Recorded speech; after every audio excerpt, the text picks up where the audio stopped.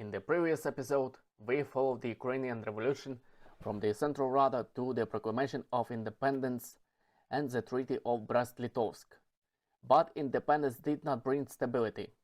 By spring 1918, the Ukrainian People's Republic had returned to Kiev with German and Austro-Hungarian military help. Yet it struggled to control the countryside, collect food, restore transport, and build a working administration. On 29 April 1918, the political system created by the Central Rada collapsed. Pavlo Skoropadský, a former general of the Russian Imperial Army and a descendant of an old Ukrainian Cossack family, was proclaimed hetman of all Ukraine. The Ukrainian People's Republic was replaced by a new entity, the Ukrainian state, or in Ukraine we call it Українська Держава. This was more than a charge of leader. The revolution had been dominated by socialist parties, representative assemblies, and promises of radical reform. Skoropadský offered another model: authority, private property, professional administration, military discipline, and gradual change. His supporters believed that Ukraine needed ministries, courts, railways, taxation, police, an army, and officials who could make decisions work. His opponents saw an authoritarian regime protected by foreign troops and associated with the restoration of landlords. Both interpretations contain part of the truth. The central question of this episode is: was the hetmanate a real project of Ukrainian state building, a conservative reaction under German protection, or an unstable combination of both? In March 1918, German and Austro-Hungarian armies advanced into Ukraine under the Treaty of Brest-Litovsk. Their arrival allowed the government of the Ukrainian People's Republic to return to Kiev and pushed Bolshevik forces eastward. But the Republic had not liberated the country with its own army.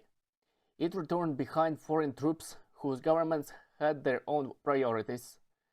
Germany and Austro-Hungary were still fighting the First World War and urgently needed food. Ukrainian grain, livestock, and raw materials were not secondary questions. They were central to the Central Powers' interest in Ukraine. The Ukrainian government had promised food deliveries in exchange for recognition and military assistance. Yet the countryside was fragmented. Peasants had seized estates, transport was damaged, and local revolutionary bodies often ignored central authority. German commanders wanted discipline and quick deliveries. Ukrainian socialists wanted to preserve revolutionary reforms. This created dual authority. Ukraine was formally independent, but hundreds of thousands of foreign soldiers were present on its territory. When German military commands and Ukrainian institutions disagreed, the limits of Ukraine's sovereignty became obvious. The Central Rada had achieved something extraordinary. In little more than a year, it transformed the Ukrainian movement into the government of an independent republic. But leading a revolution was not the same as administering a state during the war. The Rada issued laws and declarations, but its ministries were weak. Its army was incomplete, and its local authority was inconsistent. The problem was not only incompetence. Ukraine inherited the ruins of an empire, a damaged economy, contested authority, and a society armed by war and revolution. The land question deepened the crisis. Peasants expected the estates of large landowners to be transferred to those who worked the land. Landowners, industrialists, and conservative forces wanted the restoration of property and order. The arrival of German troops strengthened those conservative groups. On 28 April, German soldiers entered a meeting of the Central Rada and arrested Ukrainian officials. The next day, Rada adopted a constitution, but it was too late. Before the constitutional system could operate, real power in Kiev had already begun to move elsewhere. Pavlo Skoropadský was born in 1873 into one of the most prominent families of the old Ukrainian Cossack elite. His family name evoked the 18th century hetmanate, but his career developed inside the Russian Empire. He was educated as an imperial officer, served in the Russo-Japanese War, and became a senior cavalry commander during the First World War. To conservatives, this made him a serious disciplined leader. To Ukrainian socialists, it made him a symbol of aristocracy, imperial officers, and social reaction. After the February Revolution, Skoropadsky commanded the 1st Ukrainian Corps and was connected with the Free Cossack movement. He believed that the Central Rada underestimated the need for military discipline and state authority. The Rada, in turn, distrusted independent commanders. By spring 1918, Skoropadsky became the center of a conservative network of landowners, officers, administrators, and political activists. Germany accepted him because he promised order, respect for Brest-Litovsk, and delivery of food. This support made the coup possible, but the coalition behind him was divided from the beginning. On 29 April 1918, the several thousand delegates gathered at the All-Ukrainian Congress of Grain Growers in Kiev. They represented landowning and farming interests hostile to the policies of the Central Rada and demanded private property and order. When Skoropadsky appeared, the Congress proclaimed him Hetman of all Ukraine. The title deliberately appealed to the memory of the Cossack Hetmanate, but the new system was not a restoration of the old Cossack order. It was a modern authoritarian state built around a powerful head of state, ministries, and a centralized administration. Skoropadsky's supporters occupied key institutions in Kiev.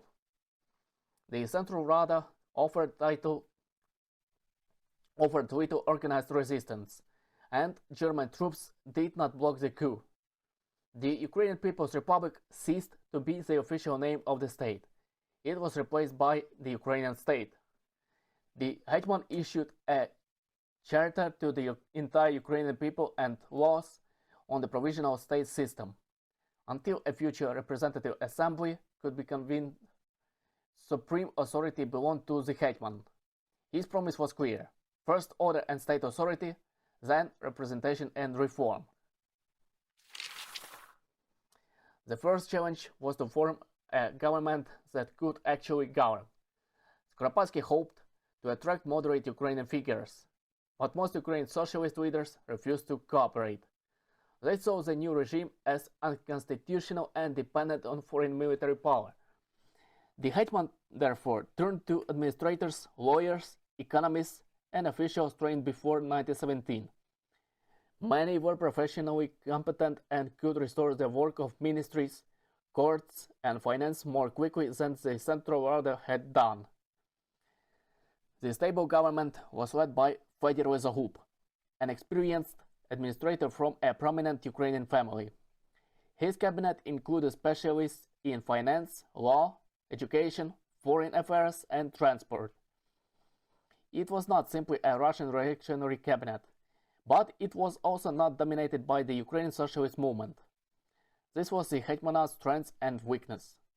It had more administrative skill than the Central Rada, but it had less popular legitimacy. It could design institutions, but it lacked a mass political movement ready to defend them. The Hetmanate's central achievement was the reconstruction of the state apparatus. It attempted to replace revolutionary instability with hierarchy: the Hetman, the Council of Ministers, central ministries, provincial authorities, district administrations, and local officials. The revolutionary commissars were replaced by provincial, and district starostas. These officials represented the central government in the regions and were responsible for law, taxation, and public order. The reform restored administrative continuity, but many starostas came from the landowning class or the old bureaucracy. Courts reopened, prosecutors and legal officials were appointed, and the government relied on inherited imperial law whenever Ukrainian legislation did not exist. This was practical, but politically sensitive. The more the state used officials and old legal forms, the easier it became to call it Ukrainian only in name. The state declared Ukrainian the official language, but there were not enough trained Ukrainian-speaking administrators. The hetmanat therefore tried to nationalize institutions that had developed inside an empire. Its achievements were real but incomplete. A state cannot survive by decorations alone. It must collect revenue, pay officials, regulate trade, and maintain confidence in currency. In 1918, all these tasks were difficult because war had damaged production, transport, and money. The hetmanat strengthened the Ukrainian state bank, developed treasury institutions, and attempted to build a budget. It reorganized taxation, customs, and currency circulation. The karbovanets and hryvnia were symbols of sovereignty, but they also had no function in a fragmented economy. Economic relations with Germany and Austria-Hungary shaped policy. Ukraine was expected to deliver grain, sugar, livestock, and raw materials. In return, it needed manufactured goods and military supplies. Formally, this was exchanged between states, but the balance of military power was unequal. The government supported private enterprise and tried to restore production. Workers and socialists saw this as a reversal of revolutionary gains. Strikes, especially on the railways, were treated as threats to the state security. The hetmanat could rebuild banks faster than it could rebuild trust. Ukraine in 1918 was overwhelmingly rural. For millions of peasants, the revolution meant land. They had seized estates, divided fields, taken tools and livestock, and rejected the authority of former landlords. The Central Rada had recognized the principle that land should belong to those who worked it. The hetmanat restored private property and rejected revolutionary confiscation. Skoropadský did not reject land reform entirely. He wanted gradual redistribution through law and compensation. But peasants judged the regime by what happened in their villages. Former landowners returned, demanded property and compensation, and used guards, officials, or foreign troops to recover goods. In many places, punishment, searches, and requisitions created the image of a state allied with landlords and occupation forces. Resistance spread. Peasants hid grain, attacked estates, disarmed officials, and formed insurgent groups. The government called this banditry and Bolshevik agitation. But the deeper cause was a clash between legal property and revolutionary justice. This was the central political failure of the hetmanat. Skoropadský understood the importance of a regular army better than most Ukrainian leaders of the revolutionary period. He had seen how military weakness had allowed the Bolsheviks to take Kiev earlier in 1918. The hetmanat planned territorial corps, military schools, a general staff, and specialized branches. Former imperial officers were invited to serve, and Ukrainian military formations such as the Serdyuk Division and the Parisian units were developed. Yet the army remained far smaller than planned. Germany did not want Ukraine to have a powerful independent army, while German and Austro-Hungarian troops occupied the country. The hetmanat depended on foreign troops for security, but their dependence prevented it from becoming fully sovereign. The officer corps also created difficulties. Many experienced officers were anti-Bolshevik but not committed to Ukrainian independence. Peasants were reluctant to serve a regime associated with landlords. The hetmanat built the framework of an army, but not a large loyal force able to defend it during a mass uprising. The cultural policy of the hetmanat is one of the strongest arguments against describing it simply as a restoration of Russian imperial rule. The government invested in Ukrainian education, scholarship, and cultural institutions. The state expanded Ukrainian gymnasiums, supported textbooks and publishing, trained teachers, and introduced Ukrainian studies into schools. It did not immediately replace every Russian language institution, partly because there were not enough teachers and partly because cities were multilingual. In higher education, the government supported Ukrainian University in Kiev and Kam'янець-Подільський. The latter became especially important under Ivan Ogiyenko. Archives, libraries, museums, and publishing also received state attention. This cultural program had a political purpose. A modern state needed historical memory, trained specialists, academic language, and institutions capable of producing a national elite. The paradox was that these long-term projects were built by a regime that would survive less than 8 months. One of the most important achievements of the Ukrainian state of Pavlo Skоропадський was the establishment of the Ukrainian Academy of Sciences. The project was led by Minister of Education Микола Василенко, with the participation of leading scholars including Володимир Вернадський. The academy was not meant to be only a society for folklore or national history. It was planned as a comprehensive scientific institution covering the humanities, natural sciences, law, economics, and social research. In November 1918, the hetman approved the law establishing the academy in Kiev, and Vernadsky became its first president. The government also supported the National Library and archival institutions linked to the wider academic project. The timing was remarkable. Germany had already lost the war, opposition was preparing an uprising, and the regime was approaching collapse. Yet the state continued creating institutions designed to last for generations. Political regime fell, but the need for Ukrainian scholarship remained. The Ukrainian state inherited the international position created at Brest-Litovsk. Ukraine had been recognized by Germany, Austro-Hungary, Bulgaria, and the Ottoman Empire. Under Skoropadsky, the diplomatic service became more systematic. Dmytro Doroshenko, a historian and Ukrainian political figure, served as Minister of Foreign Affairs. He worked to expand recognition and defend Ukrainian territorial interests. Missions operated in European capitals and contacts developed with neutral states and emerging states of the former empire. Relations with Soviet Russia were especially important. A Russian peace delegation arrived in Kiev in May 1918. Talks discussed borders, trade, and diplomatic relations, but the final peace treaty was never completed. Bolshevik Russia negotiated while supporting underground activity and pressure inside Ukraine. The hetmanate improved Ukrainian diplomacy, but its international position remained tied to Germany.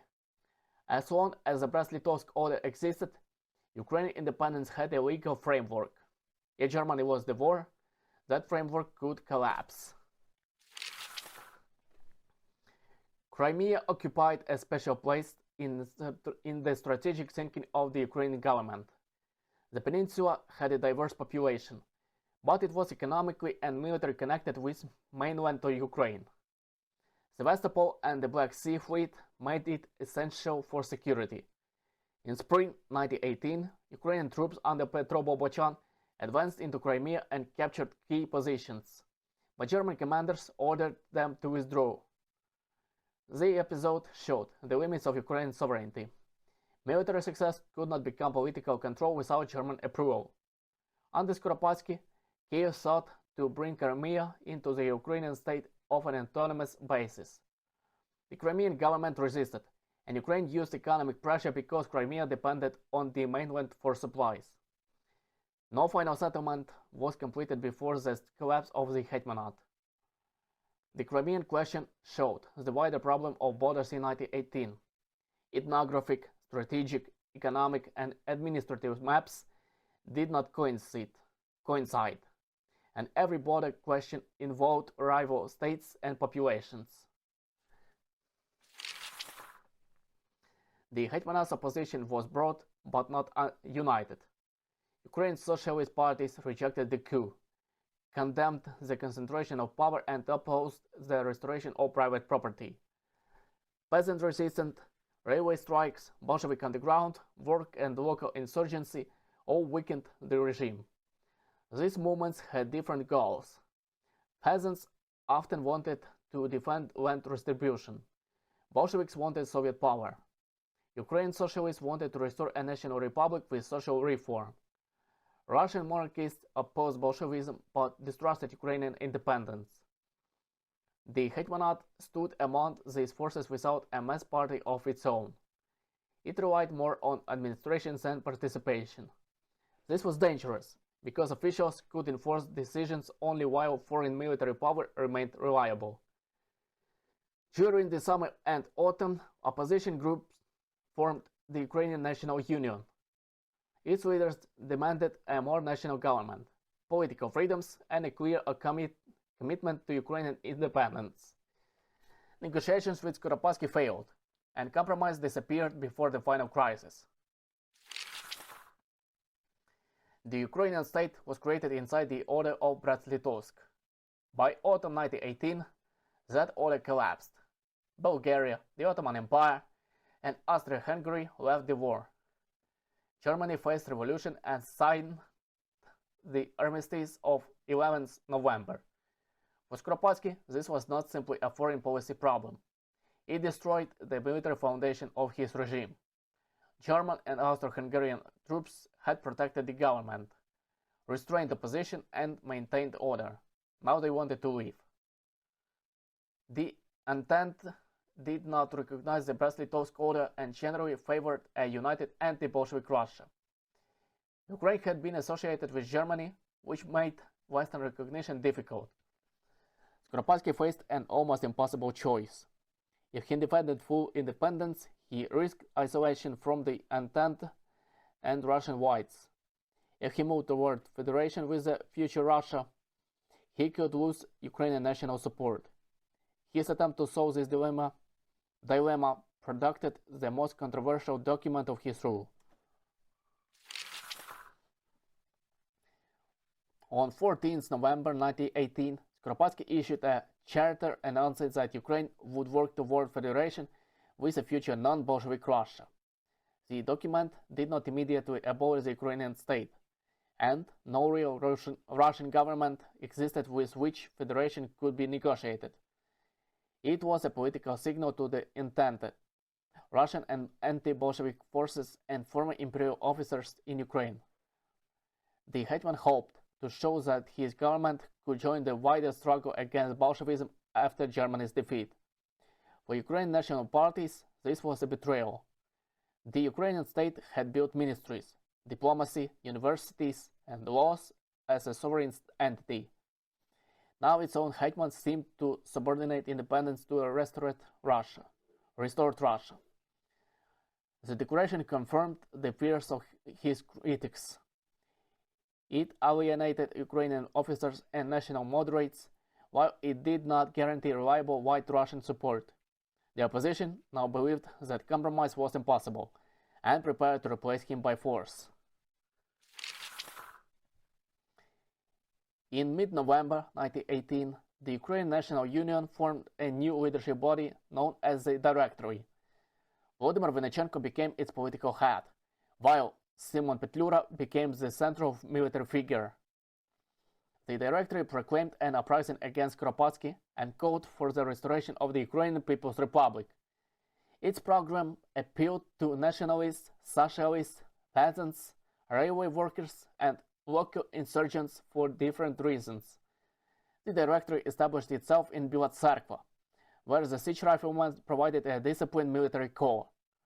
Their commanders, including Yevhen Konovalets and Andrei Melnik, decided that the federal charter made loyalty to the hetman impossible. The uprising quickly spread through railway lines, local garrisons, and peasant detachments. It had mass energy, but it was not a single controlled army. The Directory could mobilize opposition more easily than it could control every force acting in its name. On 18 November, 1918, forces loyal to the hetmanate confronted the siege riflemen near Motovylivka, southwest of Kiev. The battle was limited in scale, but its political consequences were decisive. The hetman's forces included Sarduk and officer units. On paper, they represented the provisional military power of the Ukrainian state. The Directory's forces were smaller, but more motivated and better coordinated at the decisive moment. The siege riflemen broke the resistance of the government troops and opened the road toward Kiev. Motovylivka showed that the hetmanate had plans for an army, but not enough loyal troops ready to defend the regime. Meanwhile, local revolts cut communications and prevented reinforcement. German units increasingly sought neutrality and safe withdrawal. Once it became clear that the German army would not save the hetmanate, Skoropadski's position became nearly hopeless. By December 1918, Kiev was a city waiting for regime change. Ministries still issued orders, diplomats wrote reports, and officials went to work. But the political system around them was disintegrating. The Directory's forces approached the capital. Provincial administrations collapsed or changed sides. German troops were leaving. The Entente had not arrived, and Russian officers did not provide a unified defense. The hetmanate tried to avoid a destructive battle inside Kiev. On 14 November 1918, Pavlo Skoropadský abdicated. The Ukrainian state ceased to exist, and the Directory entered Kiev, restoring the Ukrainian People's Republic. For many, this seemed like the victory of national independence and revolutionary democracy over authoritarian rule. For others, it was the destruction of the young regime in 1918 that had built a relatively stable administration. Their expectations would soon be tested. The Ukrainian state existed for only 7.5 months. It is easy to see it as a temporary interruption between the Central Rada and the Directory, but that underestimates its institutional importance. The government created a more regular central administration, appointed provincial officials, reopened courts, strengthened finance, supported currency, expanded diplomacy, and developed ministries with clear procedures. It also invested in education and culture. Ukrainian universities, gymnasiums, archives, libraries, publishing initiatives, and the Ukrainian Academy of Sciences received support. These achievements were real and show that the hetmanate was a genuine state-building project. But institutions did not solve the regime's contradictions. The army was incomplete. Sovereignty was restricted by foreign troops. Peasants opposed the land policy. Workers distrusted the regime. Ukrainian socialists considered it dictatorial, and Russian conservatives accepted it only conditionally. Skoropadský remains one of the most debated leaders of the Ukrainian Revolution. To some, he was the most capable state builder of 1917-1918. To others, he was an authoritarian rule installed under foreign occupation.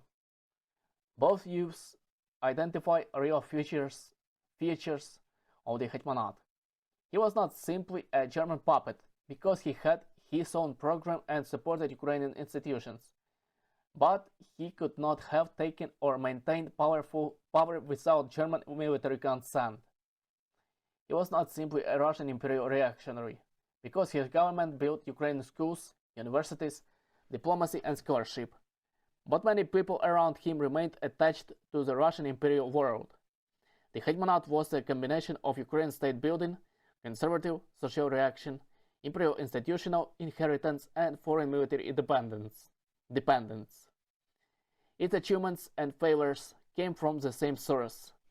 It built institutions quickly by relying on forces that separated it from much of society. The Ukrainian state of Pavlo Skoropadský was one of the boldest and most contradictory experiments of the Ukrainian Revolution. It tried to replace revolutionary improvisation with administration, restore private property while promising gradual reform, and use imperial-trained officials to build an independent Ukrainian state. For several months, it produced visible results. Ministries functioned, money circulated, diplomats represented Ukraine abroad. Universities opened. The Ukrainian Academy of Sciences was founded. But beneath this institutional surface, the political foundation remained unstable. The peasant majority distrusted the regime. The army was incomplete, national opposition refused cooperation, and many Russian conservatives around the government questioned Ukrainian independence. When Germany lost the war, the external structure supporting the hetmanate disappeared. The federal charter destroyed what remained of its national legitimacy. The directory overthrew Skoropadský, but it inherited the same problems under even more dangerous conditions. In the next episode, we will examine the rise of the directory and the restoration of the Ukrainian People's Republic. We will follow the conflict between Vinnychenko and Petlura, the second Bolshevik invasion, the war with Poland, the arrival of the Entente in southern Ukraine, and the advance of the White Armies.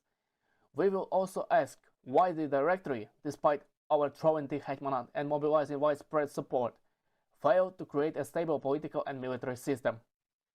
The fall of Pavlo Skoropadský ended Ukraine's conservative state-building experiment. It did not end the struggle for Ukraine. It made that struggle more complex, more violent, and far more difficult to control.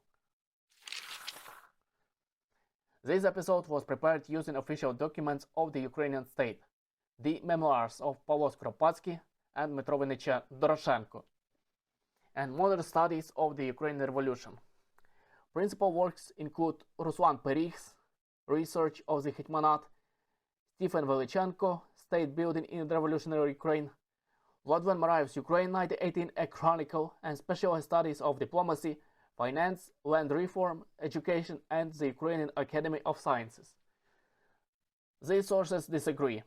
Skoropadský defended his decisions as necessary measures during collapse. His socialist opponents described the hetmanate as a counter-revolutionary dictatorship. Modern historians show that neither interpretation is sufficient on its own. Thank you for watching. This channel explores the history of Ukraine through revolutions, wars, political choices, and the lives of people who tried to build a state under extraordinary conditions. Subscribe to the channel so you do not miss the next episode about the directory, Simon Petlura, and Ukraine's struggle for survival in 1919. You can also share your views in the comments. Could the Ukrainian state of Pavlo Skoropadský have survived if Germany had not lost the First World War? Or were its internal contradictions already too deep? Until next time.